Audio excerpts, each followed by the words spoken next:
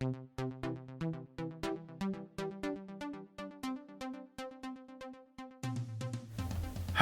Moneybags. Hello, Moneybags. How are you? Dude, check out this currency. Ooh. Those are hundos. Okay. Here, that's for you. Hold. Those are 50s. Oh, get excited. Okay. Here's a bunch of 20s. I don't hold 20s, just the 50s. Oh, you don't? Oh, okay. I'll take the 10s and the 5s then.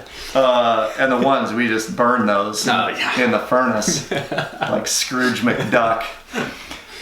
Hey everybody, welcome Explorers. It's another Mastery Podcast. Adam Carroll. Nick Durr. Mr. Moneybags himself here. Today we're talking about how much cash, how much currency there actually is in the U.S. Yeah. How much currency is currently in the U.S.? Currency currently. Cool. How much current currency there is. Well, I know that there's about $600 here. Yeah. So. I say, do you want to fan yourself? There's another like... The weather's getting warm. It is hot. I know, it is. It's hot. If you were listening to this on your phone or through your car stereo, you should really check us out on YouTube. Because we're like flashing the cash, waving at each other. Pretty soon we're going to make it rain. Oh, yeah. And then we're going to burn it. So You and burning. I know, right? Oh, that's funny. So, first of all, welcome. Thank you for being here. We're going to tell you some facts today about money that might just, it'll be entertaining, but it also might scare you just a little bit into action. And that's really what the goal of this show is. Mm-hmm. Okay? So, Nick, I had this epiphany that there really is not as much money in society as we think there is.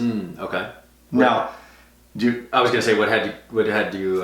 Well, I read somewhere that there's somewhere around $20 trillion circulating the globe on any given day, right? Okay.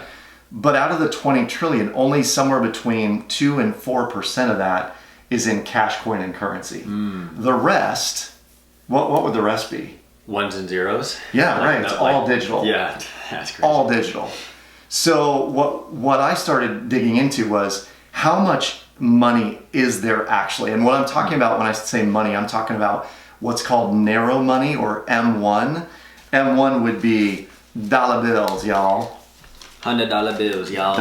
Dollar bills. So narrow money is cash. Physical coins. Yep. Coins, currency, things yeah. you could go and actually withdraw from a savings account, what they would call like investable dollars or demand deposit dollars. So you can go in and actually demand that deposit be taken out. So right now there is about 1.2 to 1.5 trillion dollars in U.S. currency. That is narrow money. That is narrow money. Is narrow money. Okay. That's been printed, that's out in circulation in the United States or abroad. So of the 1.5 trillion, let's say, how much do you think is held in offshore accounts by offshore accounts, smugglers and money launderers and money bags? Money bags. 5 to 10%. Okay, so 10% would be be 150 billion. Yeah. That's what I was gonna say. You're actually wrong. It's almost 40%. 40%. Yeah. Oh wow. So if out of 1.5 trillion, there's $600 billion held in offshore accounts. Wait, what was the starting number? Because I know you're going to 1.5 trillion. Okay, 1.5 trillion. Minus 600 billion. Okay. Is how much? 900 billion. Good job. Yep. 900 billion.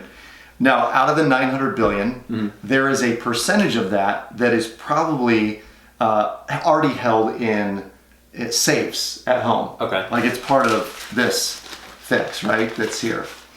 AKA not in circulation. Not in circulation, Okay. in quotes. It's actually being held in reserve or in, Gotcha.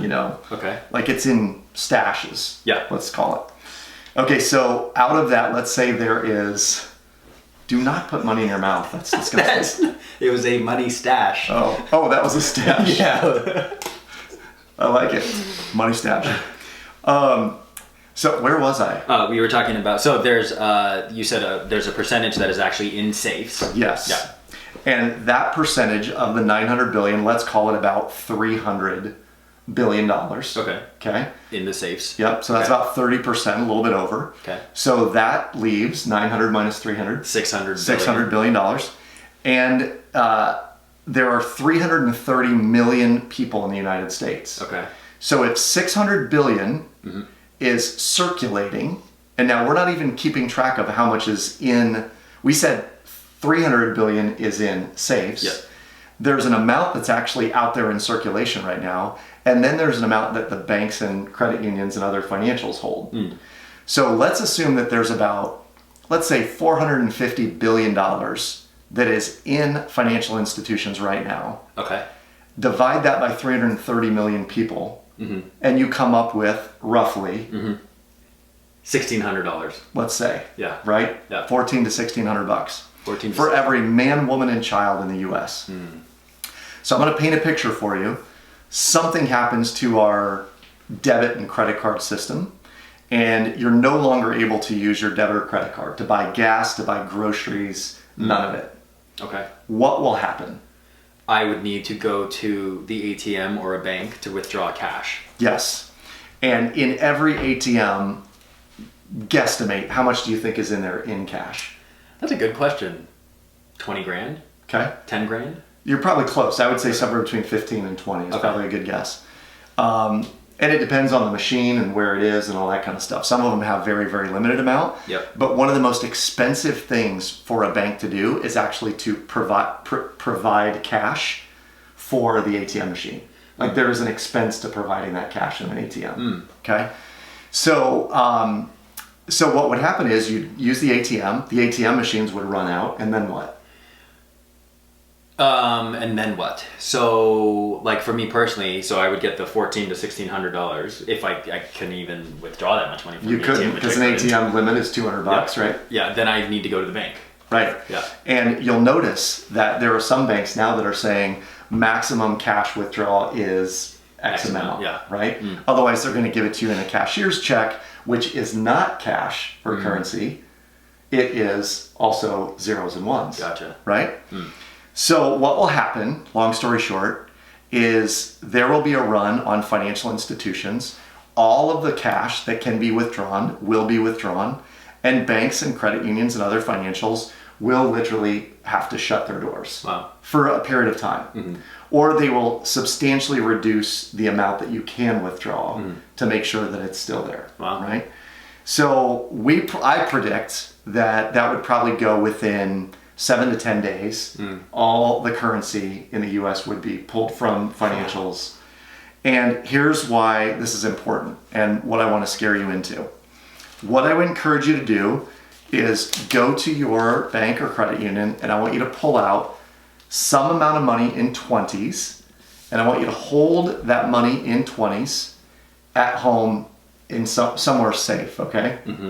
And the reason being is that should our economic society collapse for a period of time, and it'd only be for a week or 2 weeks maybe, at the max, what would happen is 20s are going to be the currency that people are going to be trading. Some people won't accept $100 bills or $50 bills.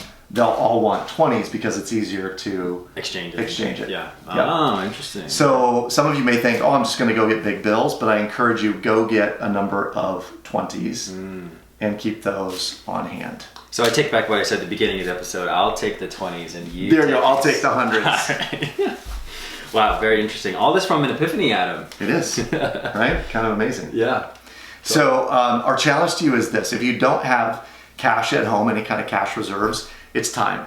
It's time to have at least a little bit. Even if you have an extra $40 or $50 in your car, that could save you in the event of something going down and having to stop at the grocery store, get gas or what have you. Make sure there is some cash on hand as an emergency. Good challenge. Yeah. Cool. Are you going to do it? I actually have cash in my car. Do you? Yeah. Yeah, I do. I won't ask you how much, because some people like target your vehicle.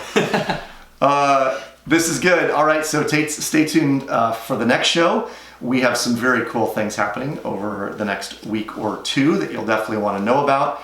And if you have questions, send them to questions@masteryofmoney.com, or comment below on the video. Check out masteryofmoney.com blog site, and we will see you next time. Make it rain.